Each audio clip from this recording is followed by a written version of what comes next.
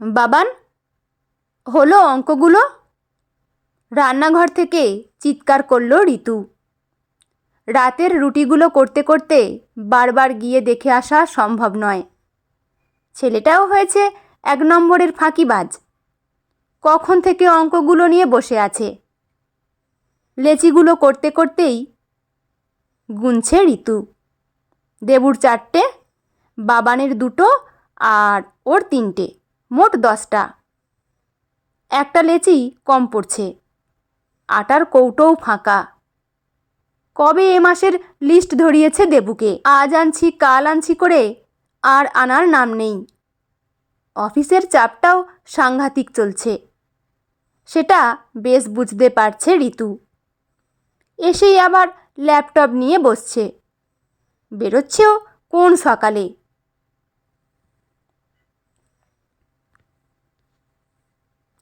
তার মধ্যেই ফোন করে ছেলেকে অঙ্ক দিচ্ছে। এসে চেক করছে। মাঝে মাঝে মনে হয় ঋতু চাকরিটা করলে বোধহয় দেবুর ওপর এত চাপ পড়তো না। আর 3জনের সংসার, আর কী বা আছে। ফ্ল্যাটের ইএমআইটাই যা চাপের। গাড়িরটা বোধহয় আর বছর 2। লেচিগুলোর এদিক ওদিক থেকে টেনে আর একটা লেচি বের করলো ঋতু। আটা আনুক না আনুক, খাবার সবার পাতে পরিমাণ মতো না পড়লেই রেগে যাবে দেবু। ঘর থেকে ধাম করে একটা শব্দ হলো। তার মানে বাবান খাতা ছেড়ে উঠে পড়েছে। সামনে পরীক্ষা। দেবু অফিস থেকে বারবার ফোন করে বলেছে যাতে বাবান অঙ্কগুলো করে রাখে। সব সাবজেক্ট ঋতু দেখালেও অঙ্কটা দেবুই করায়। সে অঙ্ক করানো মানে বাড়িতে যুদ্ধ। আসলে দেবুই আজকাল ধৈর্য রাখতে পারে না। বাবান সদ্য ক্লাস 3, এইটুকু তো অবুঝদার হবেই। ইংরেজিটা পড়িয়ে অঙ্কগুলো দিয়ে সবে রান্নাঘরে এসেছে, তার মধ্যেই উঠে পড়ল। বাবান, বাবা কিন্তু আসলে আস্ত রাখবে না, হুঙ্কার দিল ঋতু। বাবা নামটা শুনলে অন্তত খাতাটা টেনে বসবে। ছেলেটা যদি কাউকে ভয় পায় সেটা বাবা। পাক, একজনকে ভয় না পেলে খুব মুশকিল। ঘড়িতে 9টা 10। কে জানে কিসের এত দেরি হয় দেবুর আজকাল। একটা বড় কোম্পানির অ্যাকাউন্টেন্সে আছে। ওর আন্ডারে 3জন কাজ করে। ওর মাথার ওপরে আরেকজন। তাও এত কাজ। অবাক লাগে ঋতুর। আর কথা বললেই কেমন একটা মেজাজ। দিন দিন কেমন একটা হয়ে যাচ্ছে দেবু। কে জানে প্রেমে পড়ল কি না। বাইরে তো আজকাল ঘটেই চলেছে এসব। একটা ফোন করবে কিনা ভাবতে ভাবতেই করে ফেলল। বর তো ওরই, সুতরাং ওকে ফোন করার জন্য এত ভাবার কোনো দরকার নেই। রাস এত আলগা হতে দেয়া যাবে না। একেবারেই ধরল ফোনটা দেবু। ঋতু গলায় আদর এনে বলল, কোথায় গো? এই তো অফিস থেকে বেরোলাম। কিছু দরকার আছে? মানে আনতে হবে? দেবুর গলাতেও একই রকম আদর। শেষ কবে এভাবে কথা বলেছে ভুলে গেছে ঋতু। নিশ্চয়ই ওই মেয়েটার সাথেই আছে, যার সোহাগে ভালোভাবে কথা বলছে। ভেবেই গাটা জ্বলে যাচ্ছে। আনতে হবে বলেই তো ফোন করলাম। মাসের লিস্ট কবে দিয়েছি, 4 দিন হয়েও গেল। ঘরে চাল আর 2 দিন হবে। আটা আজ শেষ হলো। চা পাতাও শেষের মুখে। ছেলের হেলথ ড্রিঙ্ক 3 দিন হলো শেষ। ছাতু গুলে খাওয়াচ্ছি। সকালে বেরোচ্ছ, রাতে ফিরছ, গরম গরম খাবার পাচ্ছ। কি করে পাচ্ছি বুঝতেও পারো না। আগেই ভালো ছিল। এইসব আমার হাতে ছিল। সব নিজের ঘাড়ে নিচ্ছ আর সামলাতে পারছো না।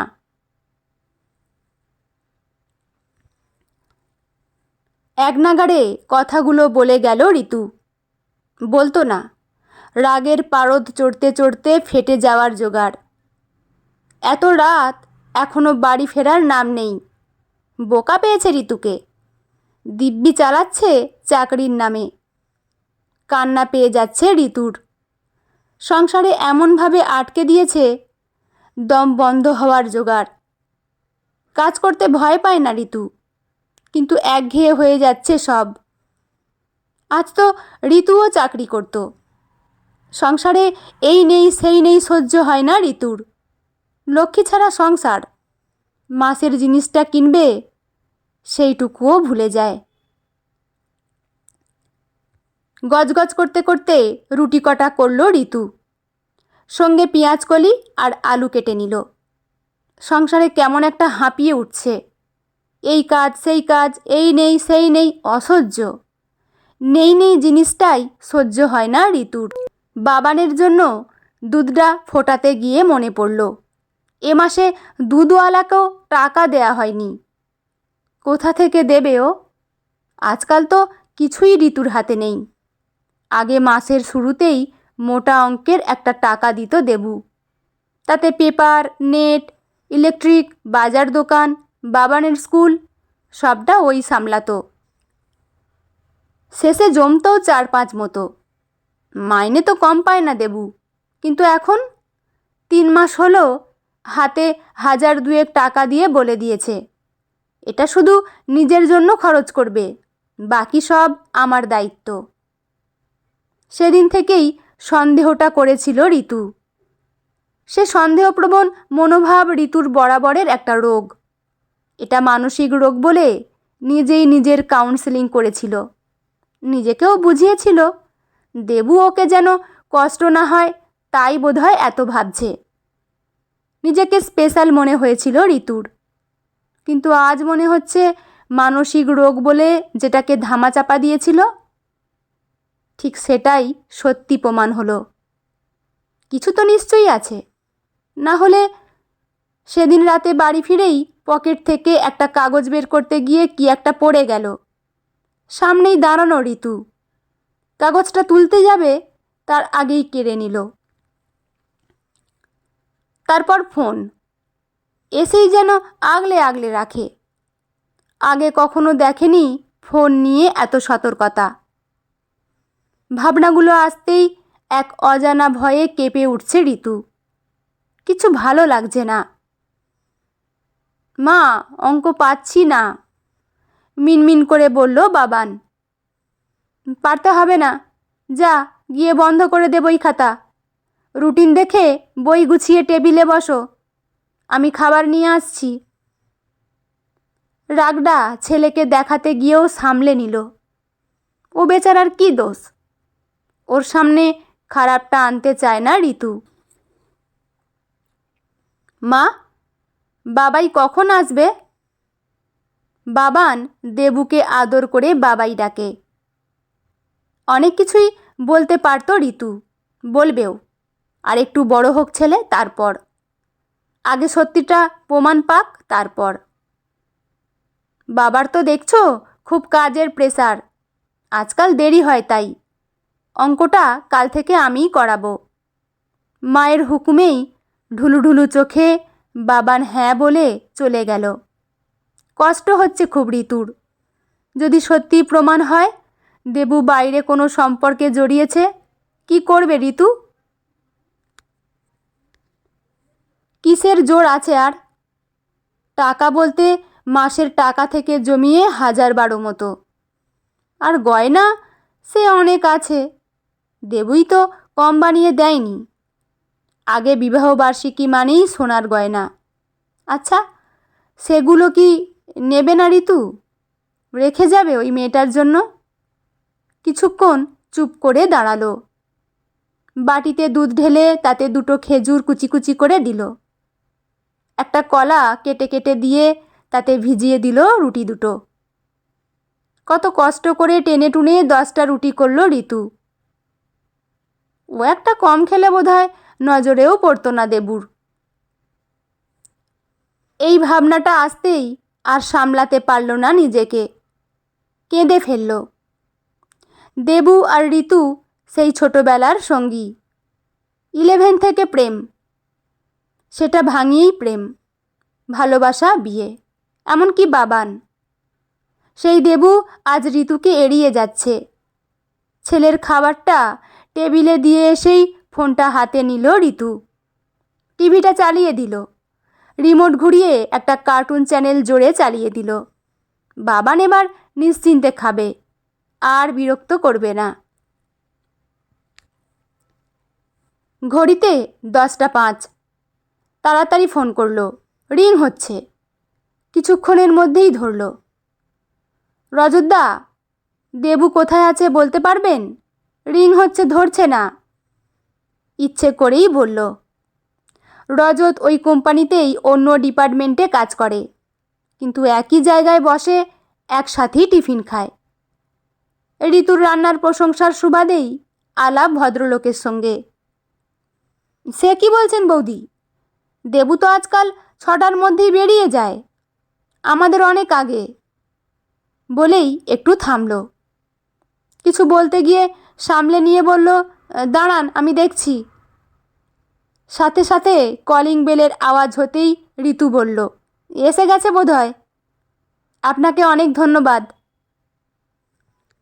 কলিং বেলের আওয়াজটা এই নিয়ে 3বার হলো। ঋতু একটু স্বাভাবিক হওয়ার চেষ্টা করছিল, চোখ মুছে জল খেয়ে, তাই দেরি হচ্ছে। আর বাবান টিভিতে এমন ঢুকেছে, পৃথিবীর কারো সাধ্য নেই যে ওকে সরিয়ে নিয়ে যাবে টিটুর জগৎ থেকে। সাধারণত এই সময় টিভি চালায় না ঋতু। স্কুল থেকে এসে ঘণ্টাখানেক। আজকে আর না পেরে দিল, না হলে ও শান্ত হবে না। আর ঋতুর নিজের সব ডিপ্রেশন গিয়ে পড়বে বাচ্চাটার ওপর। চোখটা ভালো করে ধুয়ে হন্তদন্ত হয়ে দরজা খুলে দিল ঋতু। বাইরে 2টো ভারী ব্যাগ নিয়ে দাঁড়িয়ে আছে দেবু। পিঠে অফিস ব্যাগ আর 2 হাতে 2টো ব্যাগ। এতগুলো ব্যাগ মানে সব কিনে নিয়ে এসেছে। রাগের পারদ যেন হঠাৎ নেমে গেল। আসলে সংসারে নেই নেই সহ্য হয় না ঋতুর। আর একটা বিষয় হলো ক্ষমতা কেড়ে নেয়া। ঋতুই তো এতকাল সব সামলে রেখেছিল, হঠাৎ হাত বদল। তাতে কিছুটা অভাব তো তৈরি হয়েইছে। এতক্ষণ দেরি হলো? মুখে বিরক্তির শেষ নেই যেন দেবুর। আসলে সব মধু তো বাইরে, ঘর এখন বিরক্ত লাগবেই।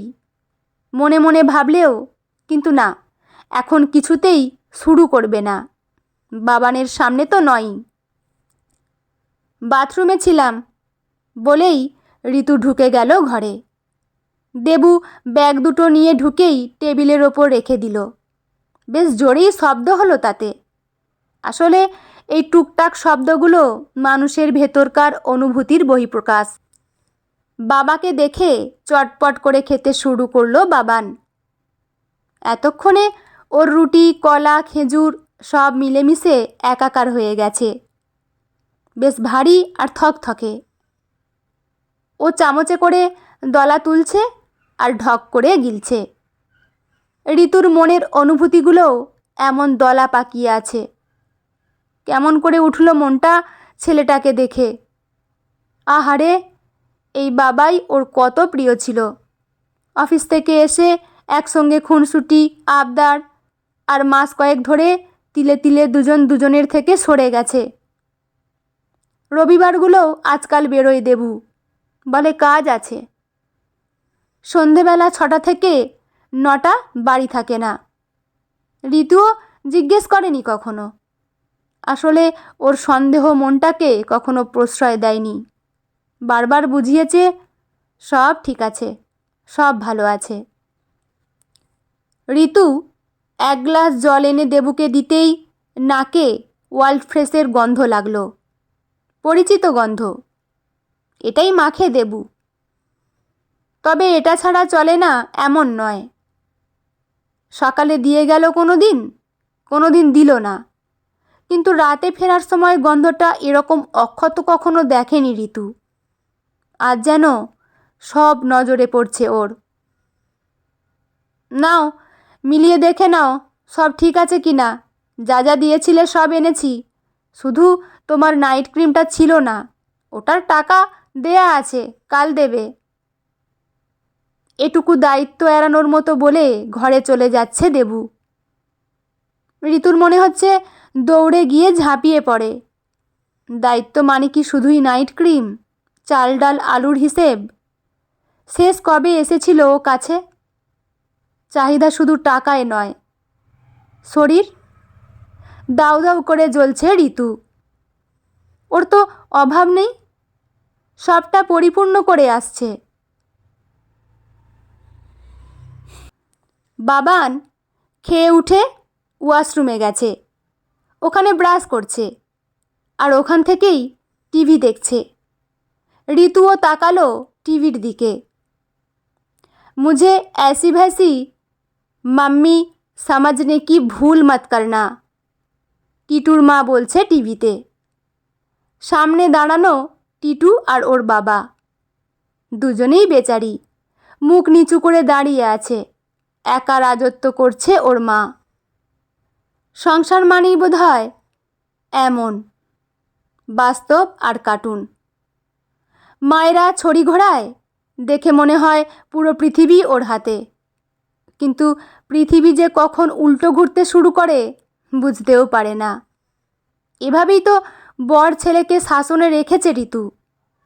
কিন্তু সেটা কি ওদের খারাপের জন্য? কি খাবে, কি পরবে, সারাদিন এই নিয়েই ভেবে চলেছে। চাকরি যখন করছেই না, নিখুঁতভাবে সংসারটাই করবে, এটাই তো চেয়েছিল ঋতু। এমন নিখুঁতভাবে করল যে সব দিকেই ফাঁক থেকে গেল। আবার কান্নাটা ফিরে এলো ঋতুর চোখে। বাবান, জল খেয়ে শুতে এসো, ছেলের বিছানা করতে করতে বলল ঋতু। কয়েক মাস ঋতু আর বাবান এই ঘরেই শোয়। বিছানাটা এমন সাইজের তিনজন একসঙ্গে শোয়া যায় না, আর উচিতও না। বাচ্চাদের বড় হওয়ার সঙ্গে সঙ্গে একা করে দেয়া দরকার, কিন্তু বাবান রাতে উঠে পড়ে বলে এই ব্যবস্থা। কিছু সময় বরের সাথে কাটিয়ে ছেলের কাছে চলে আসে। মাঝে মধ্যেই ভোরে ঘুম ভেঙে দেখত ঋতুকে জড়িয়ে দেবুও এই ঘরেই শুয়ে আছে। ছোট্ট খাট, কিন্তু তিনজনেই তিনজনের গরমে তেতে আছে। সে এক আলাদাই তৃপ্তি। কিন্তু আজকাল দেবু আর আসে না। ঋতু গেছে, ও আসবে না বলে ঋতু যাবে না এমনটা নয়, কিন্তু এটা সত্যি, বারবার গিয়ে যদি সাড়া না পাওয়া যায় তাহলে যাওয়ার মানেটাই থাকে না। মা, ধার মানে কি গো? বাবান ঘরে এসে বলতেই অবাক হয়ে দেখল ঋতু। এই শব্দটা ও কার থেকে শিখল? কে বলেছে? ঋতু জিজ্ঞেস করতেই বাবান বলল, বাবাইকে গুড নাইট বলবো বলে অনেকক্ষণ দাঁড়িয়েছিলাম, বাবাই ফোনে কথা বলছে, সেখানেই বলল ধার। একটু রাগই লাগলো বাবাইকে। কে জানে, কারোকে হয়তো টাকা ধার দিয়েছে, সেটাই চাইছে। ঋতু ছেলেকে হালকা করে বুঝিয়ে ঘুম পাড়িয়ে দিল। দুপুরে আজকাল বেশিক্ষণ ঘুম পাড়ায় না, পড়িয়ে কাজটা এগিয়ে রাখে, তাই ক্লান্ত শরীরে ঘুমে ঢলে পড়ল ছেলে। ঋতু তাড়াতাড়ি উঠে সোজা দেবুর ঘরে। না, কোনো ভনিতা নয়, যা হবে সরাসরি। রোজ রোজ মরার থেকে একদিন মরবে ঋতু, একদিন ভাঙবে, কাল থেকে আবার সোজা হয়ে দাঁড়াবে। আর মূর্খ তো নয়, কলকাতা শহরে একটা চাকরি ঠিক জুটে যাবে। এই ঘর আর ওই ঘর মুখোমুখি, দরজাটা ভেজানো। আজকাল দরজা ভেজানোরও দরকার পড়ছে দেবুর। ঋতু তাড়াতাড়ি গিয়ে দরজার কাছে যেতেই শুনতে পেল, কখনো এমন হয়েছে টাকা দিতে পারিনি, আটকে গেছি তাই, দে না জোগাড় করে, একেই দিয়ে দেব। সবটা তো জানিস ভাই, ঠেকে গেছি তাই, না হলে চাই বল আমি, দে 1015 মতো। আগের 5 আর 15 একসঙ্গে 20 করে দিয়ে দেব। পায়ের তলার মাটি কাঁপছে ঋতুর। প্রমোশন হয়ে লাখের কাছাকাছি স্যালারি পায় দেবু। তবেই না এত ঠাটবাট, দামি ফ্ল্যাট, দামি গাড়ি। হঠাৎ কিসে টাকা লাগছে ওর? বাবা মা তো নেই ওর, যে তাদের পাঠাতে হবে। আর সংসার তো এখন এই হাল হয়েছে। মাসের মাল আসছে 15 তারিখে। দামি কেউই জুটেছে কপালে।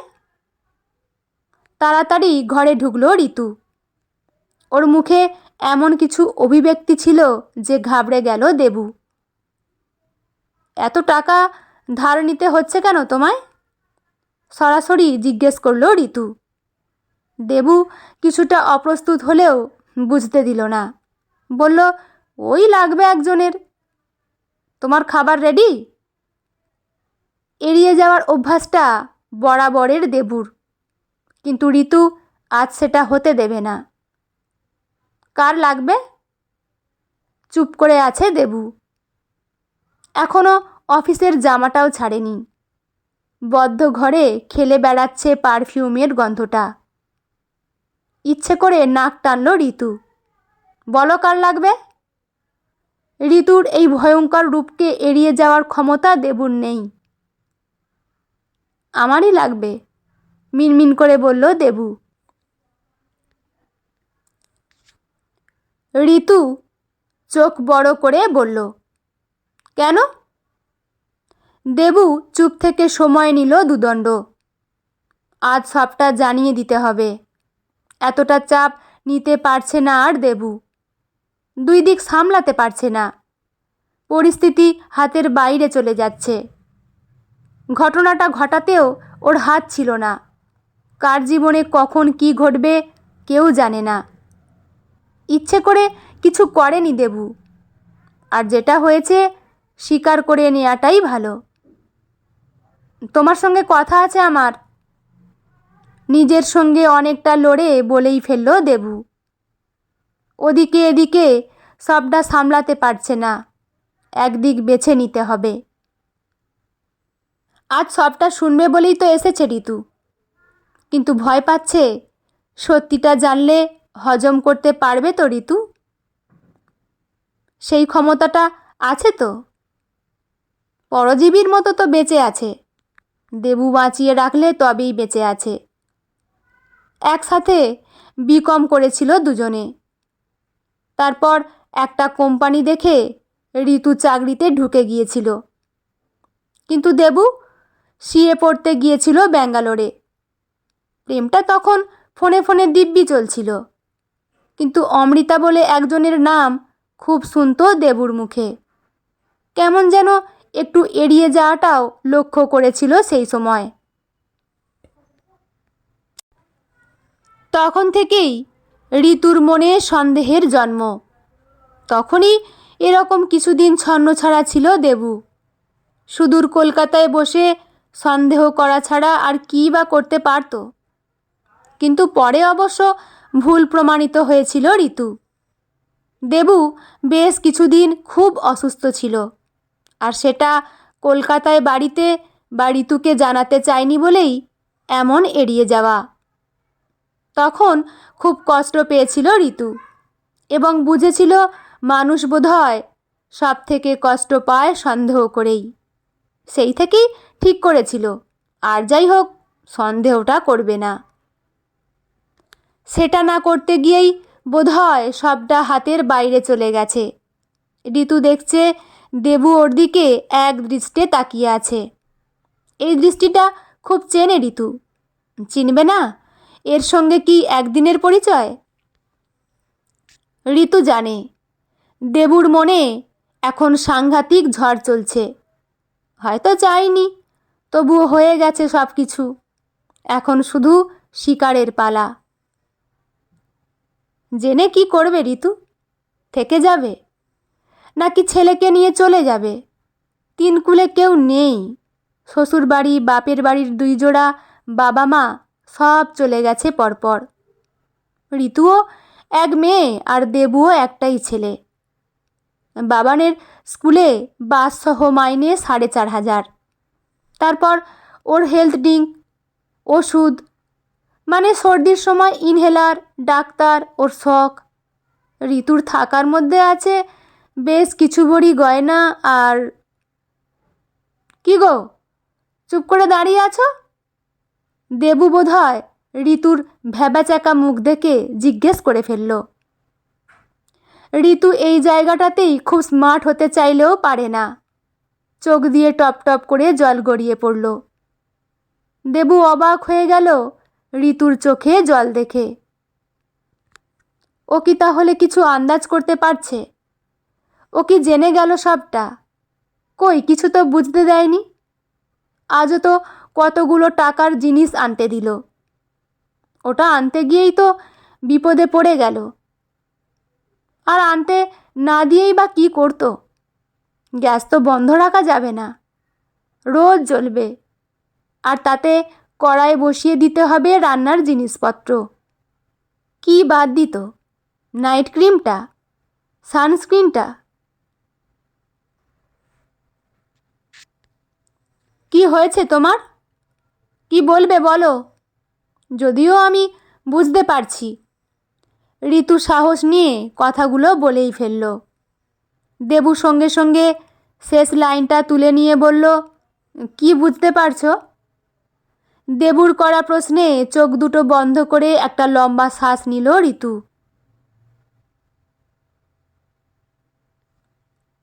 ভেতরের উথাল পাথালের কিছুটা গরম শ্বাসের সঙ্গে বেরিয়ে এলো। আর তাতেই পুড়ে গিয়ে দেবু বলল, আর 1 মাস ঋতু, তারপর হয়তো চাকরিটা আর থাকবে না। আমার আন্ডারে যারা ছিল, তাপস, রজত, শুভ, সবাইকে ছাঁটাই করে দিয়েছে। শুধু পঙ্কজ আছে। শুনছি ও থাকবে, আর থাকবে গৌতমবাবু। কারণ উনি অ্যাকাউন্টসে সবচেয়ে সিনিয়র, আর পঙ্কজ সবচেয়ে জুনিয়র। মাঝের আর কাউকে লাগবে না। চোখ গোল গোল করে তাকিয়ে শুনছে ঋতু। মনটা কেমন শান্তি লাগছে। চাকরি থাকবে না, এটা বোধহয় তবু মেনে নিতে পারবে, কারণ সময় সব ঠিক করে দেবে। কিন্তু দেবু যদি পরকীয়ায় লিপ্ত হতো, ছি ছি, এই বয়সে কি উত্তর দিত নিজেকে? নিজেকে অপারক লাগতো। ওর যে একমাত্র ভরসার জায়গা এই দেবু। ঋতু দেখল দেবু কেমন অসহায়ের মতো তাকিয়ে আছে। কিছু শুনতে চাইছে বোধহয় ঋতুর কাছ থেকে। এই সময় তো ঋতুকেই ওর দরকার। তোমাদের এত বড় কোম্পানি, এত জায়গায় অফিস, পুরো অ্যাকাউন্টস তো কলকাতা থেকেই হতো। তাহলে সব কি ভাগ হয়ে গেল? মানে অ্যাকাউন্টসটা কি বিভিন্ন ব্রাঞ্চে শিফট হয়ে গেল? ঋতুর প্রশ্নে দেবু বোধহয় শান্তি পেল। আসলে দম বন্ধ লাগছিল ওর। কেউ কখনো জিজ্ঞেস করেনি কেন হয়েছে এমন। দেবু তো বলতেই চায়, হাউ হাউ করে কাঁদতে চায়, কিন্তু ভয়ে ছিল ঋতু কিভাবে নেবে। এখনও বুঝতে পারছে না ঋতুর অভিব্যক্তিটা। ও কি সত্যি আগে থেকে জানতো? না, পঙ্কজ আর গৌতমবাবুই সবটা করবে। আর ওদের সাহায্য করবে এআই। এআই ভিত্তিক অটোমেশন সফটওয়্যার এসেছে, যেটা একাই 10 জনের কাজ করে দিচ্ছে। গৌতমবাবুকে ট্রেনিং দেওয়ানো হলো নিখরচায়, সিনিয়র বলে। আর পঙ্কজের এআই নলেজ আছে, তাইও বেঁচে গেল।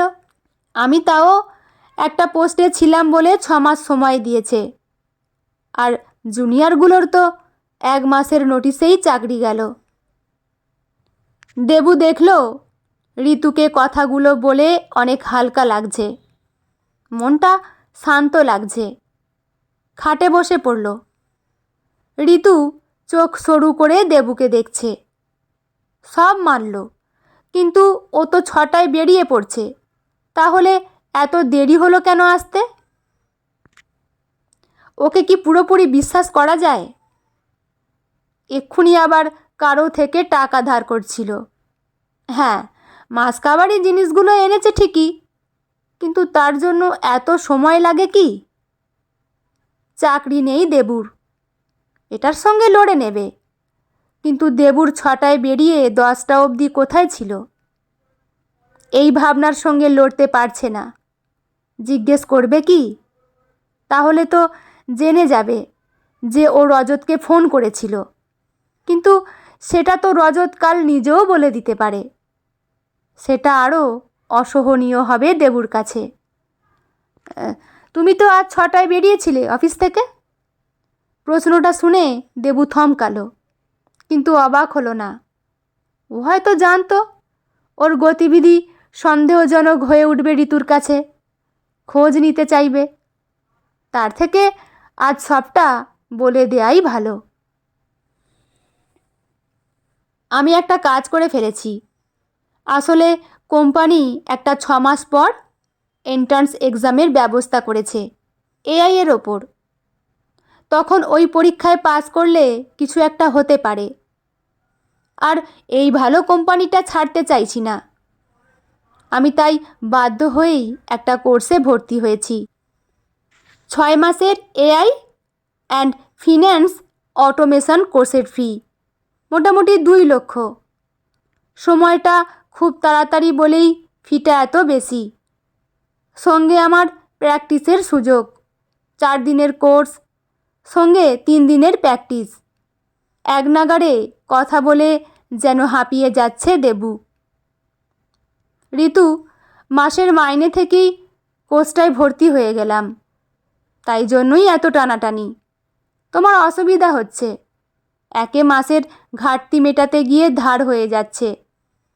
ঋতু, আমি এটাও জানি না এই কোর্সটা করেও আদৌ চাকরিটা থাকবে কি না, কিন্তু বিশ্বাস করো, আর কোনো উপায় নেই। আমাদের টেকনিক্যাল ডিপার্টমেন্টের কত লোকের চাকরি চলে গেল। উদাস হয়ে বলল দেবু। ওর ক্লান্ত চোখ মুখ দেখে এবার কষ্ট হচ্ছে ঋতুর। ও কি করতে পারে এটাই ভাবছে। ওর কাছে থাকা বলতে বেশ কয়েক ভরি গয়না আর এদিক ওদিক সব মিলিয়ে 30,000 টাকা। ফিক্সড কিছু আছে, কিন্তু সেটায় হাত দেয়া কি ঠিক? বাবানের ভবিষ্যৎ আছে, যদিও মা বাবার ফ্ল্যাটটাও আছে, কিন্তু সেটাও খুব বড় কিছু না। খেতে দেবে ঋতু? আজকাল বাইরে থাকলে খিদে পেলেও কিছু খাই না গো। গলাটা ধরা লাগলো দেবুর। কান্না পাচ্ছে ঋতুর। চোখের নিচে কালো। অমন স্বাস্থ্যবান দেবুর শরীরটা কি হয়েছে? ঋতু ছুটে রান্নাঘরে গেল। যাওয়ার সময় বলে গেল, তুমি ফ্রেশ হয়ে আসো, আমি খাবার বাড়ছি। ফ্রিজে 2 টুকরো লেগ পিস আছে। যতই অভাব থাক, ছেলের খাবারে কোনো দিনও ঘাটতি পড়তে দেয়নি ঋতু। কিন্তু আজ দেবুকে দেখার পালা। তাড়াতাড়ি লেগ পিসগুলো বের করে লেবু আর গোলমরিচ মাখিয়ে মাইক্রো ওভেনে ঢুকিয়ে দিল। আলু পেঁয়াজ কলি ভাজাই আছে, রুটিও কড়া। অনেক নিশ্চিন্ত লাগছে ঋতুর। এই যে সমস্যাটা হয়েছে এটা মিটে যাবে। গয়নাগুলো দিয়ে না হয় গোল্ড লোন করে নেবে। মাসের ঘাটতিটা তো মিটবে। আর তো 4টে মাস, ঠিক কেটে যাবে। আগে 30,000টা কাল এনেই দিতে হবে দেবুর হাতে। কার থেকে ধার নিয়েছে মিটিয়ে দিক। মাইক্রো ওভেন আওয়াজ তুলে নিজের কাজ করে যাচ্ছে। এই আওয়াজটায় কেমন অস্বস্তি হয় ঋতুর। শান্ত ঘরের এই আওয়াজটা খুব নেগেটিভিটি ছড়ায়। আচ্ছা, যদি আর চাকরি না পায় দেবু, এত টাকা ইএমআই, ছেলের দামি স্কুল, এত দামি নাইট ক্রিম, দামি পোশাক, দামি জীবনযাপন। মাইক্রোওভেন দাঁড়িয়ে পড়েছে কাজ শেষ করে। থাকবে না বিলাসিতার জীবন। সাধ্য অনুযায়ী খরচ করবে, বিক্রি করে দেবে ফ্ল্যাট, মায়ের এক কামরায় চলে যাবে। হোক কষ্ট। নাইট ক্রিমটা এমনিতেও চেঞ্জ করতো। শুনেছে নারকেল তেল নাকি ভালো নাইট ক্রিম, অ্যান্টি এজিংও। এত দামি প্রোডাক্ট মেখেও চামড়া ঝুলেই যাচ্ছে। নিজের গালে হাত দিল ঋতু। 80 টাকার চাল না খেয়ে 50-এর আনবে? এইসব ভাবতে ভাবতেই দেবু এসে হাজির। ভালো করে স্নান করেছে, খুব স্নিগ্ধ লাগছে। প্লেটটা হাত থেকে প্রায় কেড়ে নিল, গপ গপ করে খাচ্ছে। আহারে, বুকটা মোচড় দিয়ে উঠল ঋতুর। তুমি বসো খেতে। আমি তাড়াহুড়ো করছি, কারণ রাতে একটু পড়তে বসবো। চিন্তা করো না, ঠিক সামলে নেব। দেবু গ্লাস থেকে খানিকটা জল খেয়ে বলল। ঋতু ধমকে বলল, তুমি চিন্তা করো না, মন দিয়ে পড়াশোনা করো। মাঝে মাঝে ডুব দিয়ে দাও অফিস, বাড়ি বসে পড়াশোনা করো। তাতে প্রমোশন আটকাবে না তো? একটু ভয় পেয়েই বলল ঋতু। দেবু সিরিয়াস ভঙ্গিতে বলল, এটা কোনো প্রমোশন নয়। পরীক্ষা দিয়ে চাকরিটা পেলে একদম নতুন পোস্ট হবে। মাইনে বেশিই হবে, কিন্তু পাস না করলে ধপাস। বলেই মেকি হাসি হাসল দেবু। ঋতুও হাসল। আমি কাল 30,000 টাকা দেব। যা ধার আছে মিটিয়ে দাও। আর গোল্ড লোন নিচ্ছি, 4 মাস টেনে দেব। তুমি শুধু মন দিয়ে পড়াশোনা করো। গয়না? আঁতকে উঠল দেবু। একদম ওতে হাত দেবে না, ওটা লক্ষ্মী। দেবু রেগে বলতেই ঋতু অঙ্গভঙ্গি করে বলল, সেটাই, গয়না লক্ষ্মী, তাহলে আমি কি? যে বাড়িতে আমার মতো লক্ষ্মী আছে আর কোনো গয়না লাগবে না। বলেই খিলখিল করে হাসছে